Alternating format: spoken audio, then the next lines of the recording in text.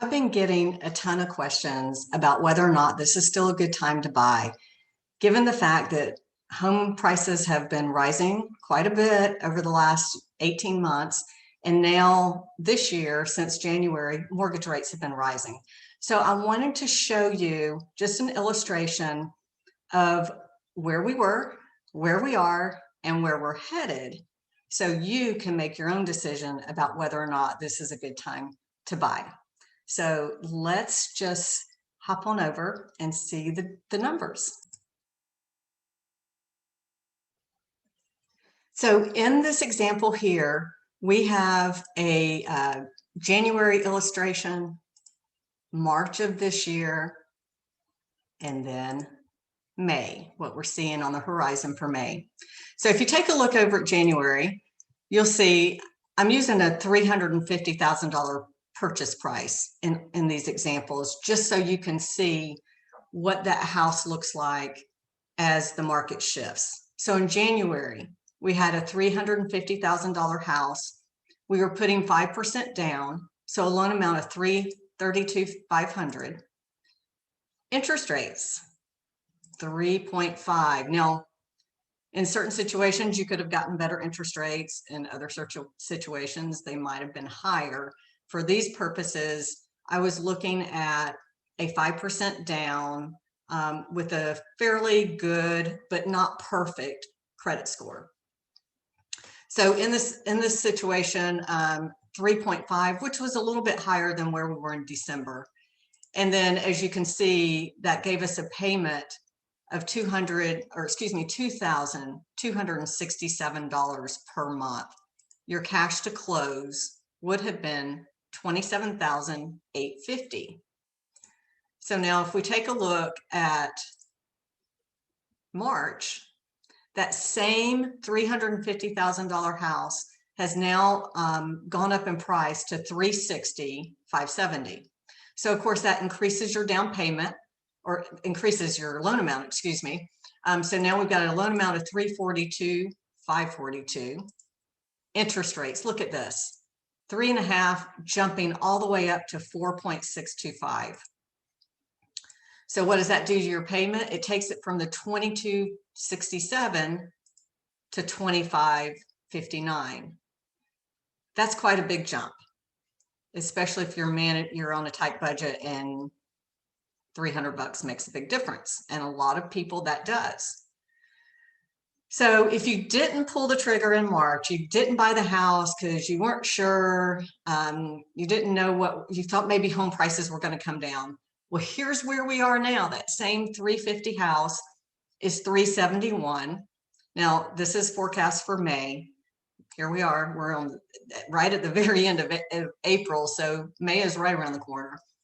That 350 house, had you bought it in January, you would have realized the gain of $21,000 in potential home equity. Now your loan amount has popped up to 352. That's 20,000 greater than the 332 that it would have been in January. And interest rates, 5.5 is what we're staring at. And like I said, this is a forecast for May. We're right on the cusp of this as we speak. Inflation is continuing to rise, and with higher inflation, we get higher mortgage rates. So what does this do to your payment? It takes that $2,267 payment up to $2,825.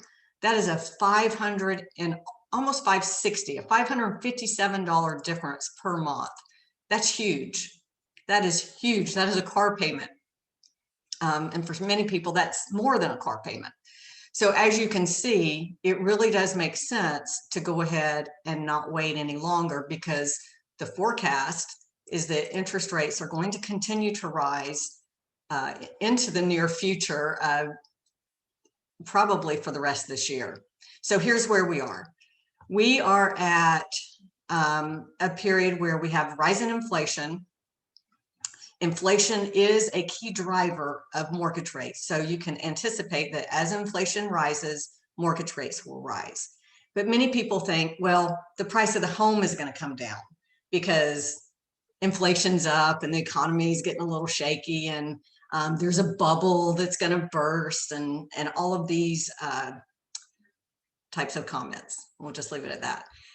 And the reality is we are 4 million houses short right now. And if you ever took just a basic economics class in high school or college, you know that everything relates to supply and demand. We don't have enough supply and we have a demand. We are 4 million homes short. And so what this tells us is that for the foreseeable future, home prices are not going to come down.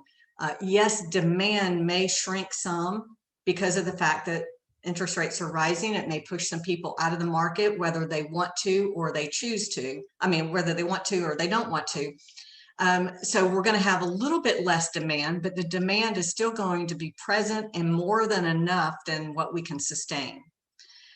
While we're short these 4 million homes, if home builders were to start building double their production right now, it's likely to take us 5 years to get back to what's called a normal market. In the meantime, interest rates are going to be rising. So would you rather go ahead and get in a house at today's home prices, at today's mortgage rates, or roll the dice and wait to see if the bottom falls out, which it is not expected to? I don't know of any economist out there that is foreseeing that. So home prices continue to rise, interest rates continue to rise. And in the meantime, you're still paying for a house or a roof over your head. You're still making a payment. You're not building any equity. You're not taking advantage of appreciation. You're not investing your money in the safest investment there is. So I hope this answers some of your questions. It probably opens up a whole lot more questions, and I would love to hear from you. So be sure to post your questions below or send me a direct message. Would love to hear from you. Thanks so much for listening.